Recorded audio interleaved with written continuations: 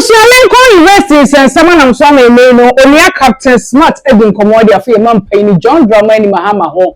And yan uncle Okatachafi from Mensa in Wako Busy or United States of America and Sweden Commo Eddie of Captain Smart was a senior Captain Smart of late. All the one process will come out social media and so on. And the Jacoso because Captain Smart will so I shall say exposing a buffer 1 hour time on a chief for so many years. Yeah. Now it seems something is wrong somewhere. Something is fishy. Captain Smart, come here, question this when we could aid the Jano. And we to shall say, I can send you FUTUFOUR TV. But I see your baby didn't come mobile community area fine. Send your echo so our mind gun and moon titru and your man simu. I was here first time I hit the notification bell. No, subscribe to the channel, share, like, comment. Maybe you answer to me and some shall say, and I may. Oya Captain Smart Edwin Komo at the F00l University home. Now, for some days, you have to say we are at F00l University, which is linked to your man Penny John Drama in Mahama. Although we just a link University and some F00l John Drama in Mahama, and I'm so I'm a Captain Smart, so I can't send you because if I'm also not able to know what is actually going on. And I say, given pan a ties and some no echi. Yanto was a so channel pace and say video na a crowd, and some of the nine my bonnet bed. Me dey someone away for the case so ebusu yan ka sanye tenten we move straight to and sema Captain Smart ne your okatache fi from answer edi hu nkomuni ba e beto answer so Lincoln University ya penny chain Legon Ghana president ye president mesaju met me aswa o discuss ko Jubilee House aba mo tu na Ghana habaje koma John Mahama where John Mahama ni sika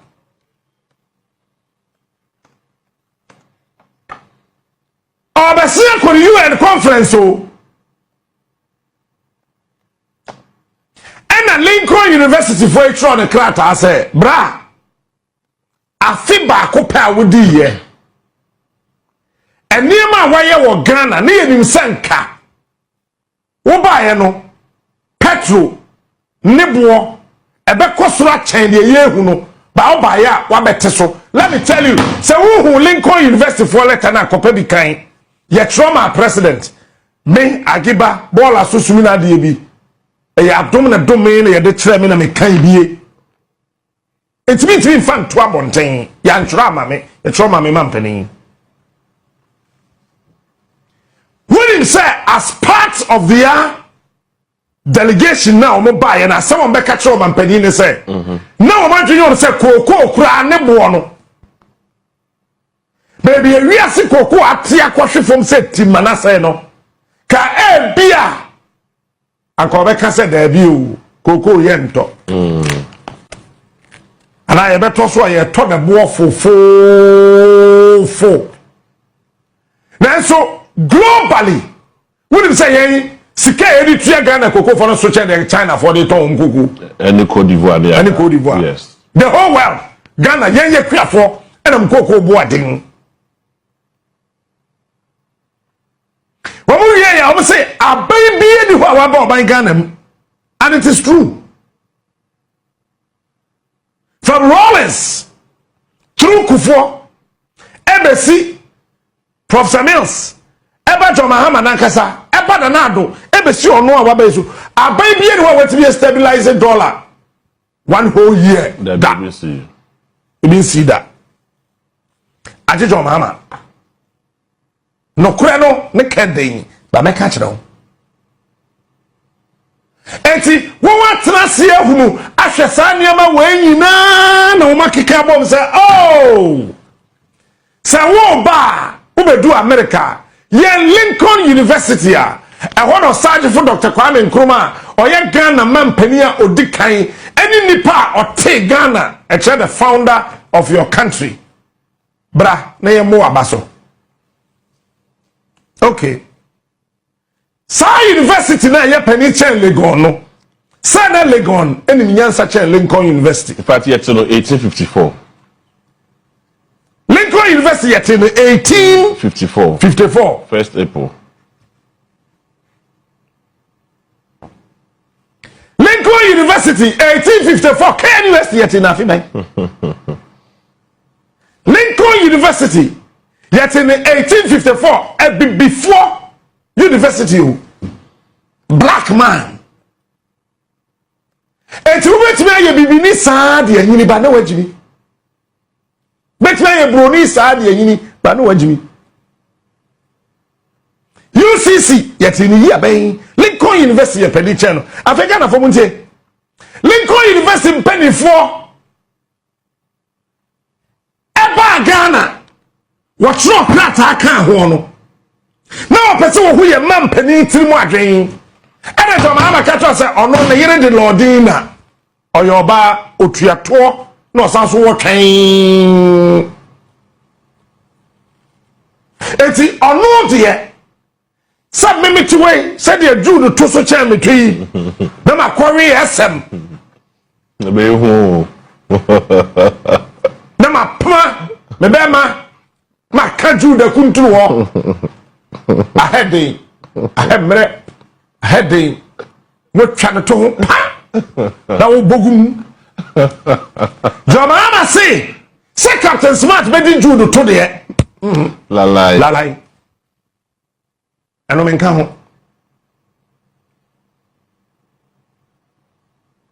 Mahama say so ba be wari oba ti ka fiata go ne yene ni abena nyamesam te fiata go ye bema na fiata go o ware abena nyamesam wadi ma jo no taking no eno de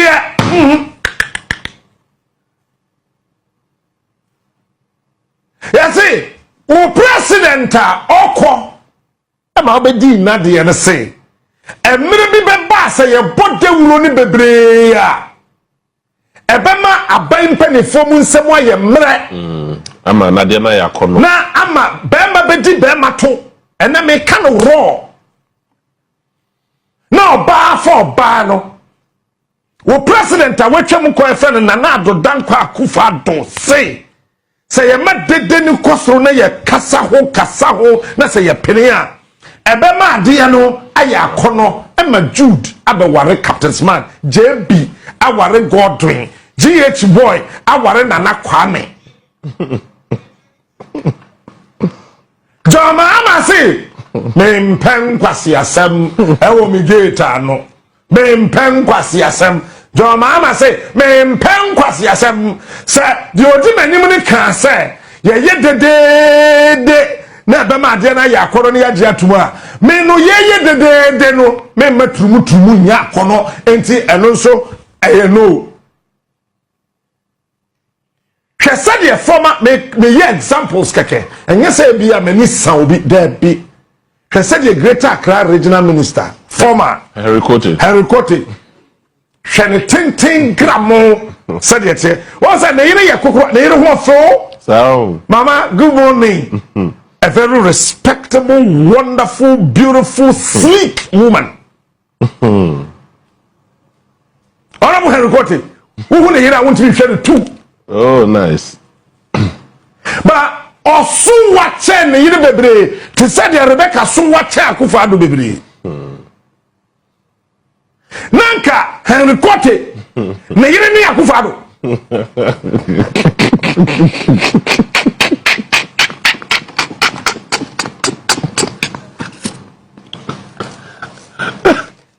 Enye se mi di fewo there be me pesa what the politics be kwa de we ho me Kenya nsesem bia kire wa no pay enti hwese de Henry Kote mo pe Henry Kote picture ba aya pe full picture o jira ho gramo de na Akufo-Addo ade krata a hye ne nsam se be di minister no wo hwe padi be bi ono na mo don diagoji azambuja na plus or minus na Henry Kote na yire enna asa ko kwanku ya president mai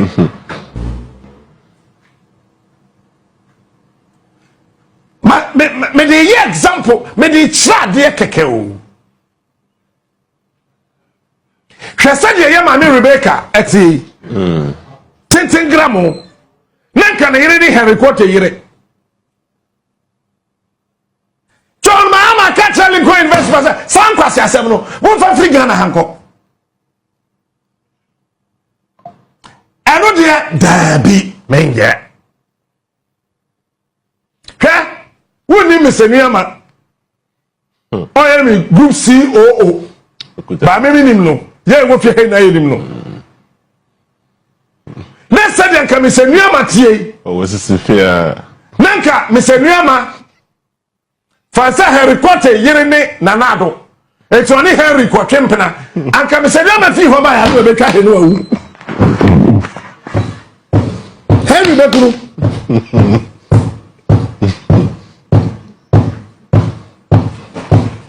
anka obe fi Henry Kote fi na che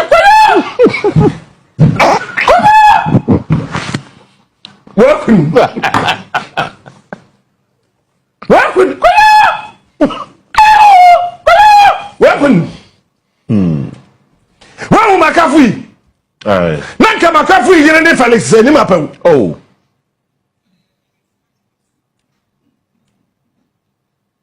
Aho, Nesanka. Honorable Henry Kote, na yiri yakukruwa fe. Eti ope. Can baby adam pare pra. Adam pare. Adam pare na jina wono. Nanka Henry de ya ne dam pare. Kapani wa wontumi ndi IGP da na wawu. Ka otu ina asai. What say her? Where cry a picture? It's who na 10 gram na ye. Oh shano, mano amano. Aha, Bema. This one is better. Producer me that say. When your friend Bema, where you Don Diagoji Azambuja. Proper same woman feel of MPP. He is smart. He is unique. He is the best. Yeah. And smart is the king. I think I know the name is Niyama. Captain Smart, the king of morning shows. I love this man. Do you know why I love Henry Kote? On Friday, the 10 and the Cassian and the Gramoon Sisinipa. The king of morning shows. And are you so humble and so lovely, sir? What Ben? Now, Joe Koto, and another day I didn't to the Comono. I didn't care what Koto. What you said is sister in Koto, but I saw was said by force. Then another day I did to come. Because I saw original I came war in South Sudan Sisikura. Just a food here. Lazarus. Producer, that's what I do. Eti Sanka Henry Kote atini mu. Ene ya se ye dede pa wo tumu ho a ye beje atum eti ya je to na ka Henry ne ge. Ene ye former president Ghana for.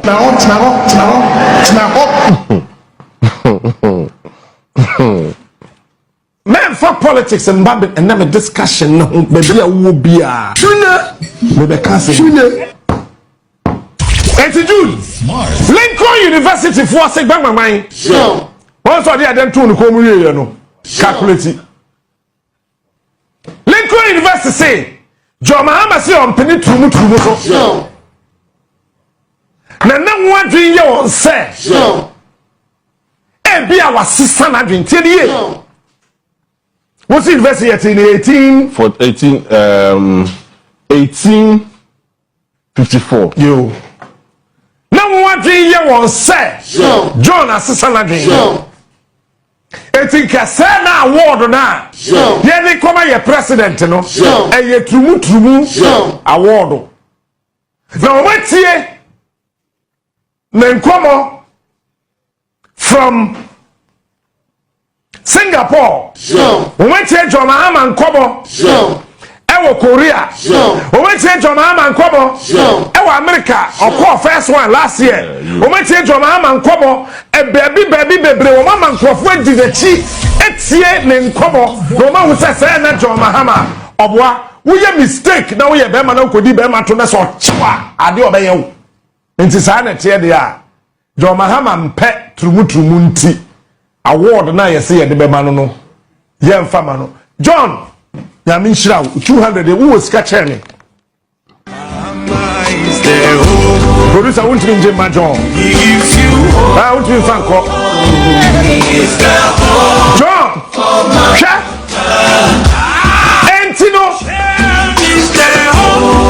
almost say award no Ghana for Muntemi. Ghana for Muntemi as I said media houses say what Ghana nyina CEOs. Se munu nyansa de a. Muntemi. Because I get when you be an nyansa. Nyabutre. CEOs say what radio stations and TV stations in Muntemi. Munu nyansa. This is the time to award our president. Yes. Captain Smart. Ghana Journalists Association. Of morning. Se munu nyansa de a. This is the time to award our president. Yama yadria nya adwuma na yentum rika hu se niema bi koso betime praye a se ya na abrabo no meyo dokore kwadwo afedie kwadwo adwene bafie kwadwo sma na adwene ne eye adwuma se ebafie ana didije ya bam kwadwo wodi ehunu se wo yese ni se nu ana yese na akọ wiese we no adwene no na ebafie ana didije na ya bam mu de ahia kwadwo smart kwadwo ni dini ne honam se wonya smart baako si okay yentie koyo okay yedase say ode na ba yenko announcement number 3 ne say no so na waba ni adom Ghana jinkwa ba wala jomala abanda wa woni election ke yawu o me do na me ka na msabo wa asase mo bie ni akwahye mi. A few moments later. Stupid institution we call it office of the bogus nonsense rubbish office of the whatever prosecutor special prosecutor rubbish and then Mahama so be na no catch say I will not scrap it, I will not do it because they are all together, they're still together. Mahama chekwasi yampani wetum okole for chini tum unkura dwempa. They are all thieves. Awi ase wadwena yaduma. Hey, sabran jeno fini. Who fear no so na waba attorney general so me nji attorney general bi andi da na akwa we oye Mahama attorney general akwa fa say Dominica ni me nji ni ndi ba ko on je me nji ni cha attorney general wonso okasana ne moma so shen se ya kwadwo enso minim no se woka no kora dia minim kwadwo wonom ensa da bi wine ya wonom enso se de osikasa ne moma so yes wan we ya no bia woka so onum wi to da ne nsam no we ni si ha na we akosi ha na anopatututu wan we ya obia senso wi no wonwanom dia minim wonwanom aminim kwadwo minim efse to da se de ne nsam ka no esi ha na akosi ha na esi kwadwo smart yemfa ne sa yanko announcement number 3 kwadwo smart onya smart yenti just so you know that jomama memo no frakadam atro deception womo enka no korintino. Let's look at something. So this letter was written by Dr. Callistus Mahama, who is the executive secretary to John Dramani Mahama. Now Dr. Callistus Mahama eka assembly in 2025 April 2nd a letter was the suspension of the grant of contract appointments. So Yeridia or say the grant of post-retirement contract appointments to retired public servant staff has been suspended with immediate effect. Now kindly take note of this directive and ensure strict compliance. So here John Dramani Mahama, the executive secretary, which is Dr. Callistus Mahama, on the 2nd of April 2025 last year, issue communique signed by Dr. Callistus Mahama on behalf of John Dramani Mahama announcing said the decision of the cabinet, the decision of John Dramani Mahama amemuo, and they say all post-retirement contract appointment extension it is a 60. That's also retire. Extension view. There were no exceptions. There were no extensions. There were no backdoor arrangements. A clean, bold policy on paper by John Dramani Mahama Amamu. But John Dramani Mahama Amamu no. The realities on the ground, does it reflect? Does it mirror? Callistus Mahama. Now let us have a conversation. Says with this 60 years here, now you're a public servant, you are supposed to go for retirement. John Dramani Mahama said, extended sa retirement and Emma Ubia. Sa retirement now extended no. And they young shad you. Menoka say acting CEO of Jaya GMPC, Kwame Ntua Amwa. Well, Tramu 60 years, say 66 was say, Kwame Ntua Amwa Dimfie say 66 beboa. Sansuna Bennett, a year Akantua. Bennett Akantua, our no year deputy CEO for GIF. On also the 66 years, he is still at post. Sansuna Engineer Julius there, okay? Engineer Julius Kwame Kwekpena Nidino. MD for a year ECG currently. MD for ECG Edimfie 62. He is still at post. Meanwhile, John Dramani Mahama said all extended Obia. Dr. Tr0uble our CEO ma petroleum hub and Dr. Tr0uble at this 64 years is still at post. Dr. Francis Barr, Deputy CEO Cocoa Board. Dr. Francis Barr, Deputy CEO Cocoa Board. And they were also more than 60 years. He's still at post. Tansuna CC Kweno, CEO for Gaming Commission at this 63 years. He is still at post. Tansuna Ora Vincent Kwabenu. Water Ghana Community Water and Sanitation CEO. Ono at the 62 years. Ura Kwabenu is still at post. Now the question we are asking is that policy now what the buyer say or extended a year the retirement a year package, you know. Question a year Busan say is it still at post? Is it still real? Are these individuals above a year that policy? Is the policy binding and answer will because omoye closer to political power, you know. It does not a year reflect, it does not extend to them. If the mandatory age for a year retirement is 60 years. John Dramani Mahama by through Dr. Callistus. A year chere say unextended any retirement via OMA extension. Now all of a sudden these people are above the age of 60 and yet they are still at post. IGP Christian Teteyonu waburu 60 he is still at post. Eti Mahama by so wakasa hwesoro a hwefom onye nipa obetimi agye no adie. Yewra John Dramani Mahama aban so waka kire say hwesoro a hwefom. If se me no ka say waka kire yen as of last year say won extend any retirement on extend oboa presidency no wonder say nkrofo dey a year contract emu omu a ontimi nka hwe. Or say did I hear their contract extended? No more contract extended yanko this 60 years and above he's supposed to go home. It you can see a man a contract extension. Now the presidency is violating the very directive of Muankasa de Baye. In any case, we knew said your mama memun wa kabibia oboa woni so na emumu say be ye nanka we ye be hunu say wo yentia meka sa asemu ne say atofo sia beka kire ye say enkrofo ma call retirement aye bo mo katu omo ka no they are more than 40% of a year you pay. Public service for pay 40% the nutrients amount for ika. So if you have issued a nationwide directive suspending a year post-retirement contractor, there is no way so one gaza baby give a mama memono or gaza Dr. Callistus, we know you are lying, we know you did not mean it, and we are exposing them. That's exactly what we are going to do. CEOs in MMDC is at post. Who authorized them to be at post? He said that one gaza policy, you don't believe in it? Now the question we are asking you, how do you tell the ordinary public servant to say unretired at the age of 60? We are politically connected. To say Dr. Tr0uble any maka. 62, 63, 65, 66, and yet they are still at post because they are politically connected. So the ordinary servant in India, who preach fairness, and yet who practices selective exemption. Dr. Tr0uble and I say for Omo Moroso, else you say your mama or car or chatro. So Dr. Callistus Mama. When our science are communicating, when our customer president, you can be the president taker. What set a standard, and yet you cannot walk your own talk. Policy as a will enforce you cannot even enforce your own policy. Dr. Callistus Mama, it's a question. Did you mean what you said? Ana aturo ne nada aturo ne nada. Moya 419, moya frakadam. And he can put the pictures of the Sunyani airport on the screen for people to see the works they claim to have done. That we would want to do this contract through so sourcing.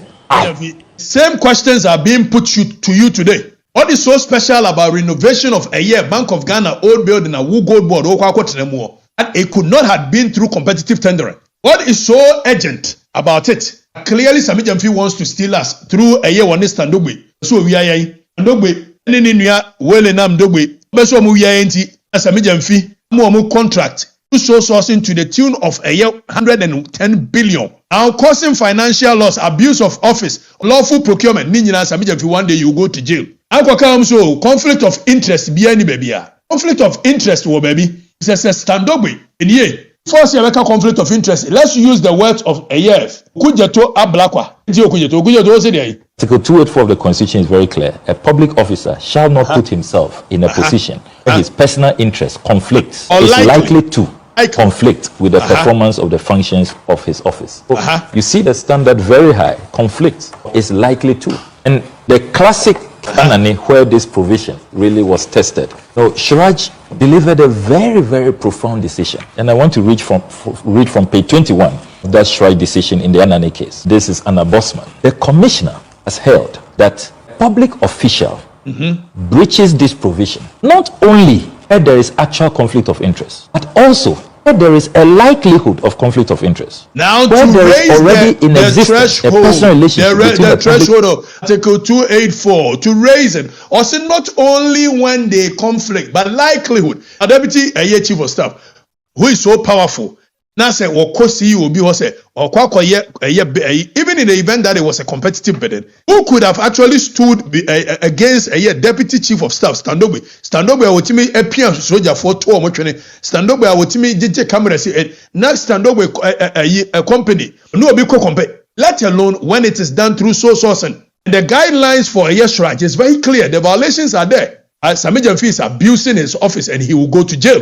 Sami Gyamfi will go to jail one day. A few million for renovation, 4 million for furniture, 843,000 for TV, 843,000. Kitchen cabinet, 297,000. Sami Gyamfi, you will go to jail. I'm telling you, someday soon, you will go to jail. Because there was no urgency for you to give it a sole sourcing. You did that simply because you wanted to steal from us. Now you did it against the directive of John Dramani Mahama. There are laws to eliminate excessive waste in the procurement of government supplies and projects. Single source procurement must be the rare exception rather than the norm. The rare exception. We must also subject government projects above a certain threshold value for money audits. Just this morning I was reviewing some of procurement reports. There was this procurement for poultry farmers, 10,000 units of something, and it was single source. The reason for single source was urgency, and one company was bringing the contract to supply 10,000 units of whatever it was. The supplier,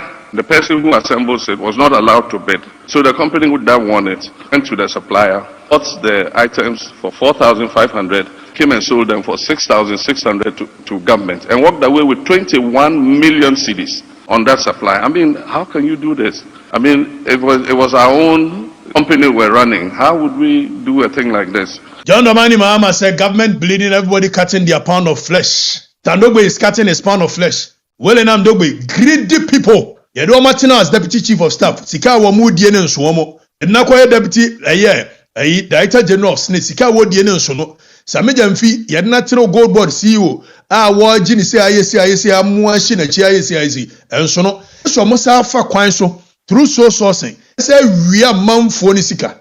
And you Sami Gyamfi will go to jail. Enti Sami Gyamfi nse enu mu nsem bio. Yenti nipa kakra bi afasika na kenten so a mo ne omo yere ne omo ma ne omo busuafo edi sika ne nyafunyafo sika bi ani wa de be ye oman ni ye enti na ye bre no hodo for enuma kese e wo Ghana mrase aban e fa bo bi adwuma so wo medi sa adwuma ne ma oman a ban mo bi contract ho a ye mamu obi biara owo ni die na owo capacity so betimi aye sa adwuma. We should give that person the opportunity to compete. Okay. TFA be competitive tendering. Ma ho kwan no bi ame pre adwuma ni bi.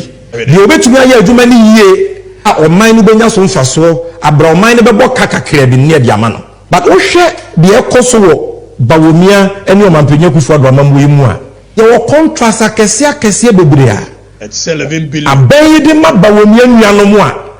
Yan ma ho kwan se obi ame pre bi. Ye si peg aso ye de sika toto so a o man no hwe sika titiri dia.